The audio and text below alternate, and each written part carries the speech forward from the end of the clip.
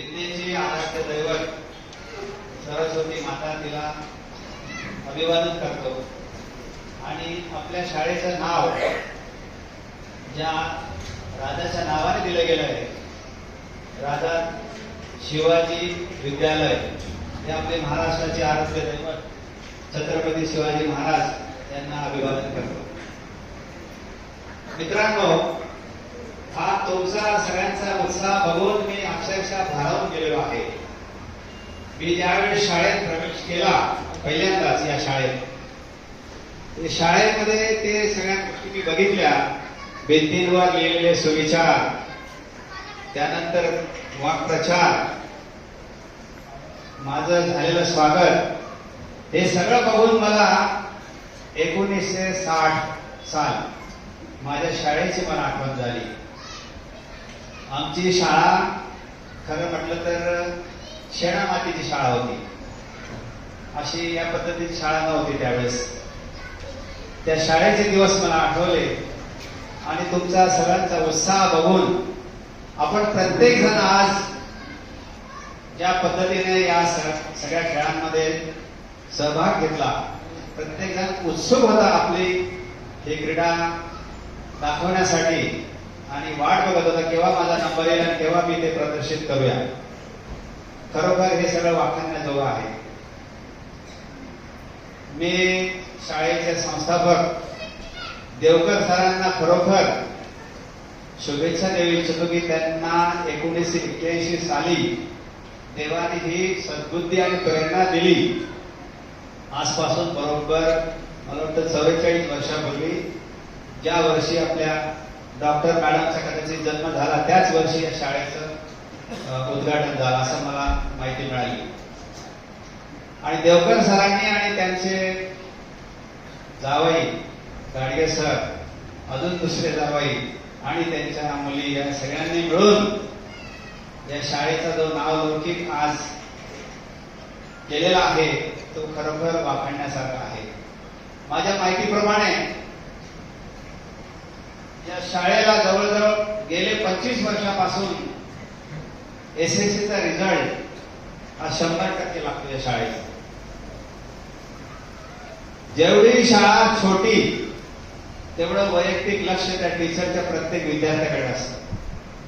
आजकाल पेरेंट्स मध्ये एक मी म्हणेन त्याला फालतू स्पर्धा तयार झालेली आहे. शाळेच्या नावापुढे जर इंटरनॅशनल शब्द असेल तर ते पेरेंट भारावून आपल्या मुलांना त्या महागड्या शाळेमध्ये टाकतात. परंतु तिथं मी बघितलेलं आहे वैयक्तिक लक्ष कुठल्याही विद्यार्थ्याकडे दिलं जात नाही आणि त्या शाळा म्हणजे एक प्रकारे शिक्षणाचं व्यापारीकरण झालेल्या शाळा असं मी म्हणेल. फी लाखाच्या पुढे असते. प्रत्येक गोष्ट त्या शाळेतूनच घ्यायला पाहिजे. बुटापासून तर शर्ट पासून तर पॅन्ट पासून, युनिफॉर्म पासून, पुस्तकापासून सगळ्या गोष्टी, स्केटर असतील, किंवा काय असतील, साहित्य, संपूर्ण साहित्य शाळेतूनच घ्यायचं. हे जे कंपल्शन हे फार चुकीचं आहे. ते शिक्षणाचं व्यापारीकरण झालं असं मला वाटतं. पण अशा शाळा ज्या तळागाळातल्या विद्यार्थ्यांना शिकवायचं काम करतात, हे खरोखर पुण्याचं काम आहे असं मी म्हणेल. आणि सर, मी तुम्हाला मॅडम, तुम्ही पण ज्या पद्धतीने शाळा उभी केली एवढ्या अडचणीमध्ये, हे खरोखर वाखाणण्यासारखं आहे.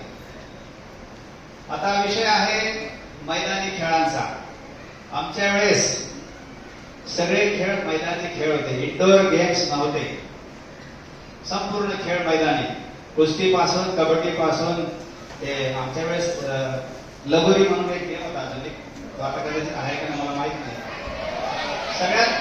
सगळ्यात कमी भांडवलचा खेळ, ज्याला काही पैसे लागत नाही, काही लागत नाही. सूर पारंब्या, झाडावर चढून उड्या मारणं, हा सुद्धा एक खेळाचाच प्रकार होता. खेळाचं महत्व असं आहे मित्रांनो, आपलं शरीर जर आपल्याला सुदृढ ठेवायचं असेल, जर शरीर सुदृढ असेल, शरीर हे हेल्दी असेल, तरच तुमचं माइंड हेल्दी राहणार, तरच तुम्ही कॉन्सन्ट्रेट करू शकणार. कॉन्सन्ट्रेट म्हणजे एकाग्रचित्त अभ्यास करू शकणार. जर तुमचं शरीर सुदृढ नसेल आणि मन जर स्थिर नसेल, मन जर विचलित असेल, तर तुम्ही शाळेत बसलेले आहात पण लक्ष तुमचं कुठेतरी बाहेरच आहे. आजकाल या मोबाईल संस्कृतीने बरंचसं काही नुकसान केलेलं आहे. चीनमध्ये अजून सुद्धा शाळांमध्ये मोबाईलला परवानगी नाही. मला वाटतं आपल्या शाळेत पण तसंच असेल असं मला अंदाज आहे. मोबाईलमुळे ज्याने त्याचा वापर चांगल्या पद्धतीने केला, पॉझिटिव्हरित्या केला, मोबाईल आणि ही टेक्नॉलॉजी खरोखर फायद्याची आहे. परंतु काही विद्यार्थी भरकटत जाऊन त्या मोबाईलचा दुरुपयोग करतात आणि स्वतःचं आयुष्य बर्बाद करून घेतात. मित्रांनो, तुम्हाला आईवडिलांनी फार चांगली संधी दिलेली आहे, फार चांगल्या शाळेमध्ये तुम्हाला टाकलेलं आहे. त्या संधीचं सोनं करणं हे तुमच्या हातात आहे. मला तुमच्यामध्ये काही शास्त्रज्ञ पण आहेत बसलेले, काही डॉक्टर बसलेले आहेत, काही इंजिनियर आहेत, काही राष्ट्रीय दर्जाचे इंटरनॅशनल दर्जाचे खेळाडू सुद्धा आहेत बसलेले इथं. टीचर लोक तुम्हाला काय करतील? संधी देतील, शिकवतील, संस्कार शिकवतील, पण त्या संधीचं सोनं करणं हे तुमच्या हातात आहे. जर तुम्ही भरकटत गेलात आणि तुमच्या डोक्यामध्ये दुसरी हवा असेल, बसले वर्गामध्ये पण लक्ष आहे तिसरी ठिकाणी, तर तो विद्यार्थी कधीही प्रगती करू शकणार नाही. दुसरी गोष्ट, या शाळेने जे काही रेकॉर्ड्स केले ना आजपर्यंत, सगळे मी ते रेकॉर्ड्स वाचले. तुमच्या शाळेतून बरेचसे विद्यार्थी, काही इंजिनियर झालेले, काही मोठे डॉक्टर झालेले आहेत. आणि एक उदाहरण तर आपल्या घरातच आहे, बसलेलं आहे तिथं. विविध प्रकारचे गेम्स, विविध प्रकारच्या स्पर्धा या ठिकाणी आयोजित केल्या जातात अशी मला माहिती मिळाली. आणि गेले कित्येक वर्ष सातत्याने तुमच्यातलेच विद्यार्थी त्या कॉम्पिटिटिव्ह परीक्षांमध्ये यशस्वीरित्या पुढे येत आहेत. ही फार स्वाभिमानाची गोष्ट आहे. माझा परिचय मी थोडक्यात सांगतो. आमच्या वेळेस खरं सांगायचं म्हटलं तर पुस्तकं सुद्धा आम्हाला नव्हती. आम्ही जुनी पुस्तकं वापरायचो. आमच्या पुढच्या वर्गात जो असेल त्या विद्यार्थ्याने जर दिले तर ते पुस्तकं शिवून, आणि नवी वही आम्हाला कधीच मिळाली नाही, कधीच नाही.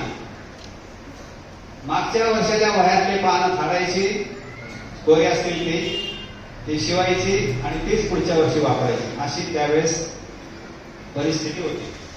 तुम्हाला उलट परमेश्वराने चांगली संधी दिलेली आहे. आपले आई वडील कष्ट करतात, आपल्यासाठी ते जीवापाड राबतात, याचा कधी विसर पडू नका आणि आई वडिलांना कधीच विसरू नका. ते आहेत म्हणून तुम्ही आहात, हे कधीच विसरायचं नाही. त्यांचे अनंत उपकार आपल्यावर आहेत. आणि अजून उपकार कोणाचे असतील तर ते आपले गुरु. गुरुचं काम आहे तुम्हाला घडवणं, तुम्हाला संस्कार देणं. आई वडिलांनी एक मातीचा